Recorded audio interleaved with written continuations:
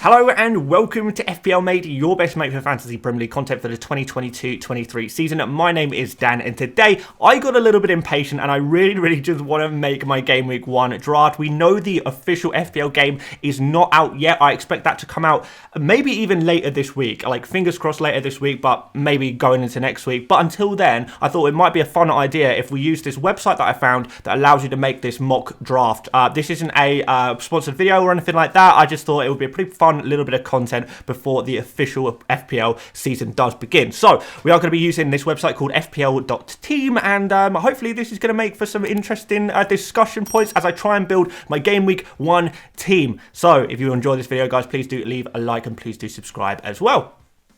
So as I say, guys, this video is basically us using a mock draft tool. So this is not the real FPL. So the prices in this mock, I guess, the positions in this mock, not going to be completely accurate. So I'm kind of, you know, maybe using this as a bit of a scapegoat, a bit of an excuse. I'm not going to be using my own predictions. I'm going to be using the predictions according to this website. So if you disagree, it's not my fault. You know, I'm off scot-free here, guys. So just to, you know, just there's no arguments whatsoever. I'm just going to use the predicted prices and positions this website is providing. So let's get started, guys. And I'm going to go through pretty much how I would build a team normally when the official game launches. This is how I'm going to, my process is going to work. I've already got a good idea of what kind of players I'm going to pick. So let's start off by doing a formation. I'm going to change the formation, I think, to I feel like I want to go for a 4-5-1 formation. I'm still not fully convinced by the forwards, and I suppose we'll see when the actual game is launched whether the forwards are viable. But a little tidbit of that I kind of picked up in the last FPL summer camp video, which I did a couple of days ago. So make sure you do go check out these summer camp videos. They're really good podcast type videos. But I was talking to FPL Harry in that video, and he says that he really thinks that going for extra defenders is going to be really beneficial, because those defenders around the 5 to 6 million mark are much easier to predict if they're going to do well than the midfielders. You know, when we're looking at the 5 to 6 million midfielders or forwards maybe, it's a little bit harder to predict who's going to go off and who's going to do really well. So I think we're going to keep things simple and go for some expensive defenders to start our season off. So that's why we're going to go for this formation. Obviously, we're going to throw in some players that we know we absolutely must have. So let's just throw in Salah to start off, because we're not going to go without him. We can throw in Trent Alexander-Arnold as well, because, I mean, what kind of an absolute mad lad would go without these guys? Pretty expensive. So this website reckons it's going to be 8 million for Trent, and it's going to be 12.5 million for Salah. I actually think that Salah could come in at 13 million, to be honest, and he may even be listed as a forward. I kind of hope not, though. But yeah, 12.5 for Salah. It's not going to be 100% accurate, of course, but we'll get a good idea of what kind of team we can build here. So after that, we want one more premium. I think that for my other premium player, I really want to go for Haaland or Haaland. So I'm going to throw him in. It could either be him or Son, I guess. I want two premiums going into this first run of fixtures. I really like the captaincy rotation for Salah and Haaland. I think I've spoken about this a little bit before in other videos, but what we've got is we've got Liverpool against Fulham in the first game. Then in the second game, we've got Man City against Bournemouth. Then the third game week, we've got Liverpool against Man United or Man City against Newcastle. You can take your pick there. Game week 4, Liverpool play Bournemouth at home, so that's going to be really nice. And then in game week 5, Man City play Nottingham Forest at home. So for the first 5 game weeks, you've got captains. 4 out of 5 of those games, of the first 5 game weeks, you've got a premium player who's playing against a newly promoted side. So I think that's going to be really beneficial. So that's definitely something I'm looking to do, really. So that's a really good start, I think. After that, I think we do need to throw it in a couple of other players that may be, maybe good to throw in immediately. So what I'm going to do next is I'm going to actually go to my bench. This is what I'd kind of do to try and work out how much budget I've got. So this is a good kind of mock draft. So when you guys are going to start your own drafts, you can kind of maybe go through the same processes. So on the bench, we're going to go for some really cheap players, really cheap players indeed. So let's just have a look and see what forwards there are at 4.5 million. We know 4.5 million is going to be the cheapest forwards available, really. So yeah, let's throw a couple of those in. So we've got Gelhardt there. Yeah, pretty nice. If he's at 4.5 million, we'll like him. And maybe if we get Maybe get Greenwood as well. So the two young Leeds attackers, if they manage to get some game time, which is very, very possible, they could come good. So let's just throw them in for now.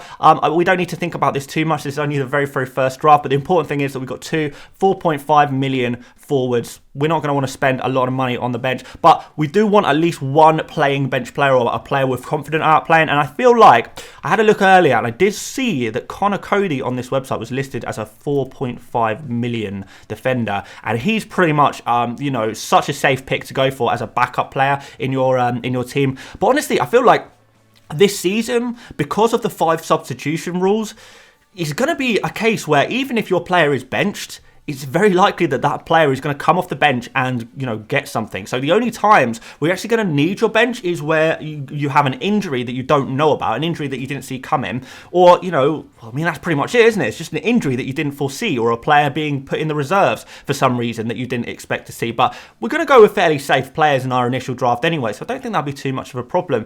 So, yeah, really, I think the bench can be, you know, you can go really cheap on your bench, but I would have, like, just one player who you're confident in, and that's Cody in this case. And I think Gelhardt could come good as well. So let's go for a goalkeeper next. So we know by the fixtures that, well, I like to go for a 4.5 million goalkeeper, a pretty cheap goalkeeper. Now, the one goalkeeper I did kind of want to have a look at was Meslier.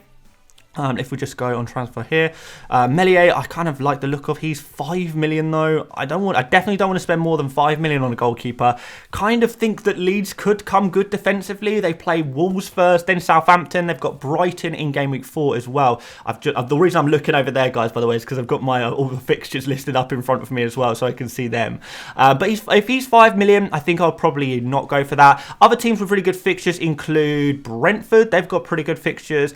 Leicester, Man United, Fulham, Everton, and then they play Crystal Palace after that. Wolves as one of the teams who are not in the top 4, top 6, who have good fixtures as well. They've got Leeds, Fulham, Tottenham, Newcastle and Bournemouth. So I feel like those are the kind of teams I might be looking at. A Wolves or a Brentford, or maybe even Brighton if I trust the Brighton defence. They do play Man United in the opening game though, so maybe not them. But I want a 4.5 million goalkeeper. I don't want to spend 5 million really, so I'm going to change the price down to 4.5. I think Raya is probably going to be the player I go for in this initial draft, if I'm completely honest. I mean, maybe there's argument to say Crystal Palace. They don't have very good fixtures, though. Crystal Palace play Arsenal, then Liverpool, then Aston Villa, then Man City in the opening 4. So it's not a good run of fixtures. And you're probably going to use your wild card. I mean, we're all probably going to use our wild card by, I don't know, game week 8. We'll probably use our first wild card. So I think we can afford to think fairly short term with a goalkeeper just to start us off whilst we scout some other goalkeepers.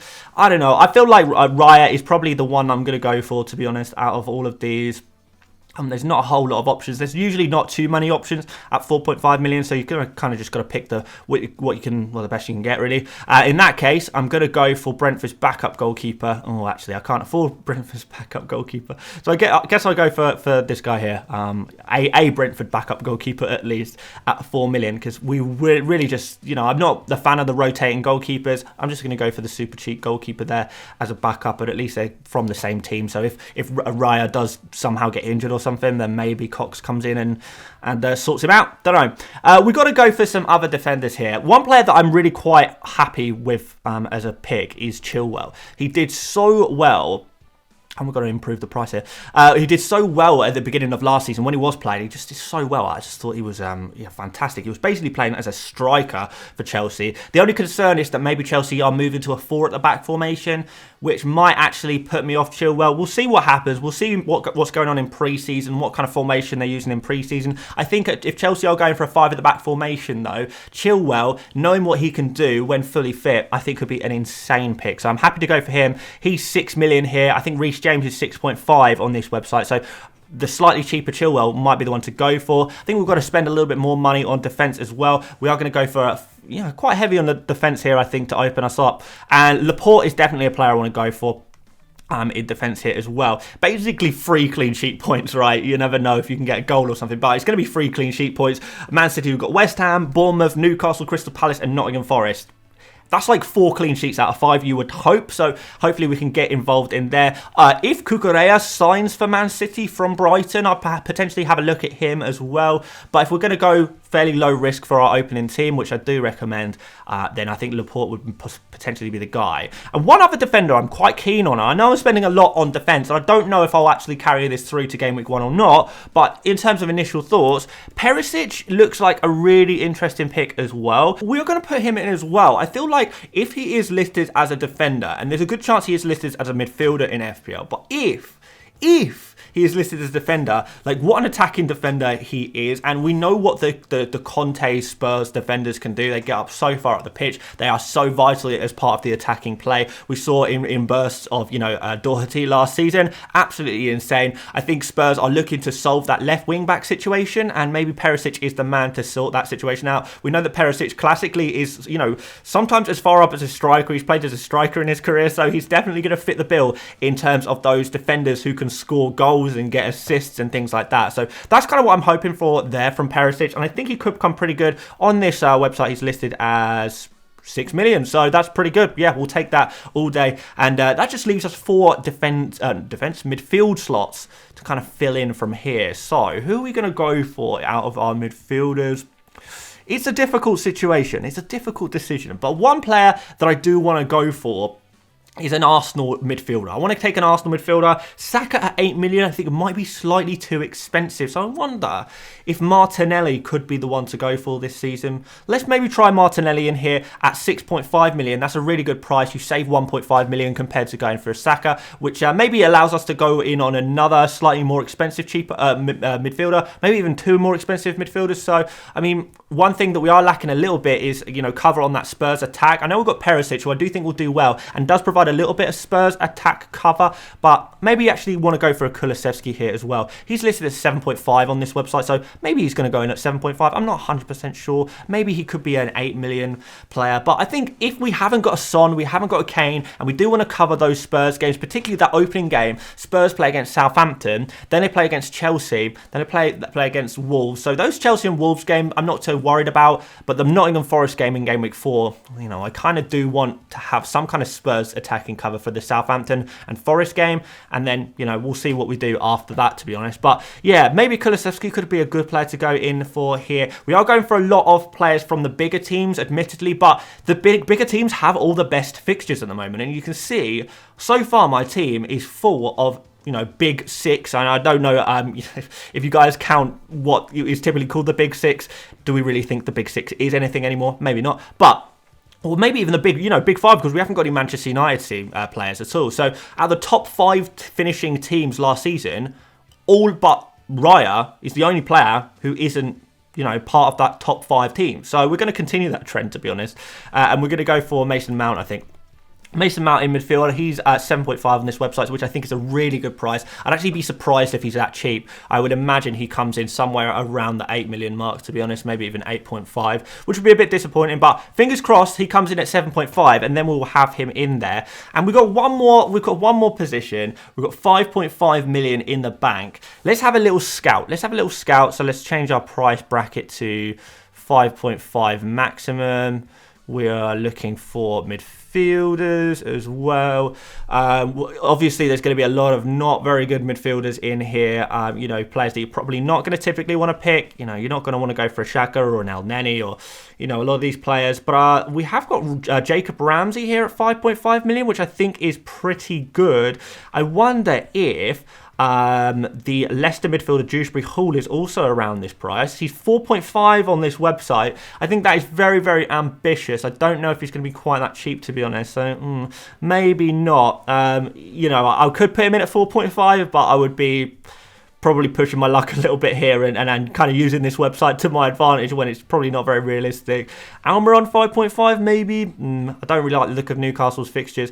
I think we are going to go all the way back, and we are going to go for, I think we're going to go for Jacob Ramsey. I mean, Aston Villa play Bournemouth away their first game of the season. Then they play against Everton, then Crystal Palace, West Ham and Arsenal. That's not the worst run of fixtures in the world. So maybe if Jacob Ramsey does come in at around the 5.5 million mark, he might not be the worst player to have. And we could potentially rotate Ramsey there with Cody as well, and think about doing a little bit of five at the back action potentially for some of the games if we don't fancy Ramsey. But I think that is, you know, just as a rough first draft, that's actually looking pretty good. I hope this was kind of interesting. Let's throw up some captains. I mean, there's not going to be too much debate on the captaincy, really, is there? How do we make Salah captain? There you go, Salah captain, Haaland vice captain. There we go, easy peasy.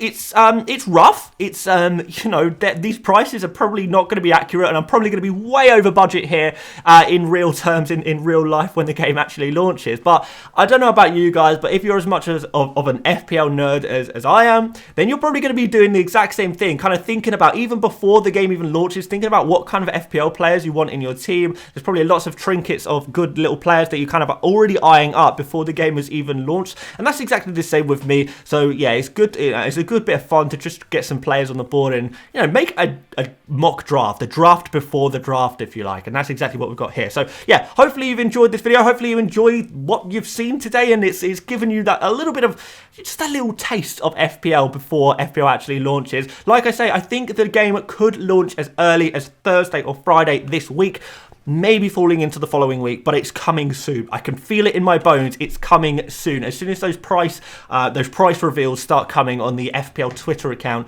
or Instagram account, it's a go time. So yeah, that's going to come soon. Then the launch is going to come very soon after that. So yeah, hopefully we've kept you going until then. But plenty more FPL content, whether the game is launched this week or not. We're going to keep making videos just because I'm so excited about it all. So yeah, hopefully you are enjoying all of the FPL content. There's loads of videos on my channel if you want to go check them out. Like I said, go check out the FPL Summer Camp videos, the podcast style videos. They are really, really good fun, really interesting. Just stick them on in the background whilst you're at work or you're playing some video games. That's what I like to do when I'm listening to podcasts. So yeah, there you go, guys. That's pretty much it for today. So thank you so much for watching. Make sure you leave a like, subscribe if you're new, and I will see you later, mates. Bye-bye.